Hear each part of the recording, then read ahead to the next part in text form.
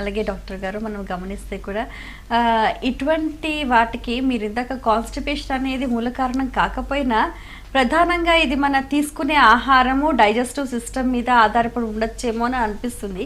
దీనికి సంబంధించి వివరణ. సో జనరల్గా ఏంటంటే మనకి ఫుడ్ విషయంలో జాగ్రత్తగా ఉండాలి, విహారాలు జాగ్రత్తగా చేయాలంటే మనం చేసేటువంటి ఏవైతే ఉన్నాయి. ఫుడ్ విషయంకి వచ్చేటట్టుకి ఫస్ట్ వచ్చేసేసి నాన్ వెజ్ ఎక్కువ మాంసం సంబంధించినవి బాగా తినడం వల్ల ఏమవుతుందంటే ఆటోమేటిక్గా స్టూల్ అనేది హార్డ్ అయిపోతుంది అనమాట. అండ్ వేడి చేసే పదార్థాలు ఎక్కువ తినడము, ఎక్కువ బయట ఫుడ్ అది ఎక్కువ తీసుకోవడము, తీసుకునే ఫుడ్లో కూడా ఎక్కువగా వాటర్ కంటెంట్ లేకపోవడము, ఇవి మెయిన్ రీజన్ కాన్స్టిపేషన్కి. ఇవే కాకుండా విహారాలు తీసుకున్నట్లయితే మనకి western commodes, for example western కమోడ్స్లో ఏమవుతుందంటే పేషెంట్ మోషన్ పాస్ చేయడానికి కూర్చున్నప్పుడు అంత బాగా ఎవాక్యువేట్ అవ్వదు. దానివల్ల ఏమవుతుందంటే నెక్స్ట్ స్టూల్ అయితే మిగిలిపోతుందో అది తెల్లారి పాస్ చేసినప్పుడు మళ్ళీ హార్డ్గా పాస్ చేసి పేషెంట్కి కట్స్ లాంటివి ఏర్పడుతూ ఉంటాయి. సో కాబట్టి ఏంటంటే ముఖ్యంగా ఈ ఆహారాలు విహారాలు వీటి రెండు విషయంలో జాగ్రత్తగా ఉన్నట్లయితే మనకి ఎలాంటి ఇబ్బందులు అనేవి ఉండవు.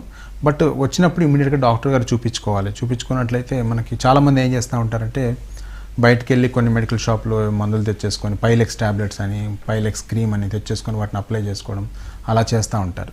చాలామంది ఆ మలద్వారం లోపల ఏ ప్రాబ్లం వచ్చినా పైల్స్ అనుకుంటూ ఉంటారు. సో కాబట్టి వెళ్ళి మెడికల్ షాప్ డాక్టర్ని అడగానే మెడికల్ షాప్ అతను కొన్ని మెడిసిన్స్ ఇస్తాడు, అవి వీళ్ళు వాడుతూ ఉంటారు. బట్ జనరల్గా ఏంటంటే డాక్టర్ గారు చూపించినట్లయితే డాక్టర్ గారు ఎగ్జామిన్ చేసిన తర్వాత క్లియర్గా చెప్తారు. సో ప్రాబ్లం ఏంటి, సో ఎందువల్ల వస్తుంది ఏంటి అనేది.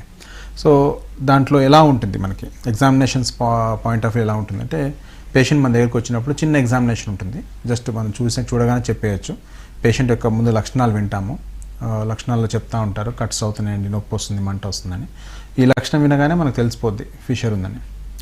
సో ఇంకో లక్షణం ఏం చెప్తారంటే ఫస్ట్ మోషన్ వచ్చేటప్పుడు అసలు ఓపెన్ అవ్వట్లేదు సార్, మోషన్ వచ్చే మార్గం చాలా టైట్గా ఉంటుంది అనేది వాళ్ళ యొక్క ముఖ్య లక్షణంగా చెప్తూ ఉంటారు. సో ఈ లక్షణం తెలుసుకోగానే మనము పేషెంట్ చెప్పచ్చు సో మీకు ఫీచర్స్ ఉన్నాయని. సో కాబట్టి డాక్టర్ గారు చూసుకున్నట్లయితే మీకు కరెక్ట్గా డయాగ్నోస్ చేసి దానికి సంబంధించిన ట్రీట్మెంట్ అనేది చెప్పడం జరుగుతుంది. అంటే ఇలాంటి ప్రాబ్లమ్స్ ఉన్నప్పుడు చాలా మంది ఓపెన్ అప్ అవ్వరు. ఫస్ట్ ఆఫ్ ఆల్ మీరు అన్నట్టుగా ఇందాక ఏవో ఆయింట్మెంట్స్ లేకపోతే ఆయిల్స్ అప్లై చేస్తూ ఉంటారు, లైక్ కొబ్బరి నూనె కూడా అప్లై చేసిన సందర్భాలు ఉంటూ ఉంటాయి. అది కరెక్టేనంటారా? చాలా మంది ఏం చేస్తూ ఉంటారంటే ఈ ఏరియాలో ఆ సమస్య గురించి ఈవెన్ వైఫ్ కూడా హస్బెండ్ కూడా చెప్పారు కొందరైతే. ఓకే, సో అలా షేర్ చేసుకోకుండా వాళ్ళు ఏం చేస్తూ ఉంటారంటే రోజు బాధపడుతూ ఉంటారు. అలానే మోషన్కి వెళ్ళొచ్చినప్పుడల్లా కొంచెం బాధపడము, లేకపోతే మోషన్ వెళ్ళే ముందు ఆయిల్ లాంటిది అప్లై చేసుకోవడము, లేదు బయట కొన్ని సిరప్స్ ఉంటాయి అంటే క్రిమాఫిన్ అని, డ్యూఫ్లాక్ అని, త్రిఫ్లాచూర్ణం అని కొన్నింటిని వాడుతూ ఉంటారు. సో అలా ఉన్నప్పుడు ఏమవుతుందంటే వాళ్ళకి ఆ మోషన్ అనేది హార్డ్ అవుతూనే ఉంటుంది, కంటిన్యూ అవుతూ ఉంటుంది. అయితే జనరల్గా ఫిషర్స్ అనేటివి 1 వీక్ 10 డేస్లో తగ్గిపోవాలి. అలా తగ్గకుండా కానీ పేషెంట్ సఫర్ అవుతున్నట్లయితే బెటర్ డాక్టర్ గారిని కన్సల్ట్ చేసినట్లయితే మనకి చిన్న ఎగ్జామినేషన్ ఉంటుంది, దాంట్లో అంతగా మొహమాటపడాల్సిన అవసరం లేదు. చిన్న ఎగ్జామినేషన్లోనే మనం బిగినింగ్లో చూపించుకున్నట్లయితే ఫిషర్స్ అనేటివి ఈజీగా మనం మందులతోనే ట్రీట్ చేయొచ్చు.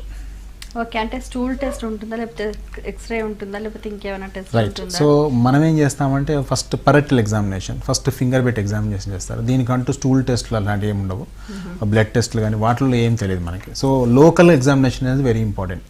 మనం ఆ ఏరియాని చూడాలి, ఫస్ట్ చూస్తే క్లియర్ తెలిసిపోతూ ఉంటుంది. పేషెంట్ని జస్ట్ సైడ్కి పడుకోబెట్టి మనం జస్ట్ యానస్ని ఇట్లా కొంచెం ఓపెన్ చేసి చూడగానే క్లియర్గా కనిపిస్తూ ఉంటుంది. కట్ అనేది ఎడ్జ్లో ఇట్లా సన్నగా చీలికలాగా కనిపిస్తూ ఉంటుంది అనమాట. దాన్నే ఫిషర్ అంటారు. మనకు ఆ కింద చూసినట్లయితే పేషెంట్కి ఒక చిన్న స్కిన్ ట్యాగ్ కూడా చేతికి తగులుతూ ఉంటుంది. సో కాబట్టి డాక్టర్ గారి దగ్గరికి వెళ్ళినట్లయితే పరెక్టల్ ఎగ్జామినేషన్ ద్వారా క్లియర్గా డయాగ్నోస్ చేస్తారు. అదే కాకుండా రెక్టోస్కోపీ అని ఒక ఇన్స్ట్రుమెంట్ ఉంటుంది. దాంతో కానీ మనకు మలద్వారం లోపల చూసినట్లయితే ఆ గోడలు, ఆ కట్స్, ఇంకా వేరే ప్రాబ్లమ్స్ ఏమైనా ఉన్నా కానీ మనకు క్లియర్గా మలద్వారం లోపల ఉన్నటువంటి ఆ ఏరియా అంతా కూడా మనం చూసి క్లియర్గా డయాగ్నోస్ చేయొచ్చు. ఓకే.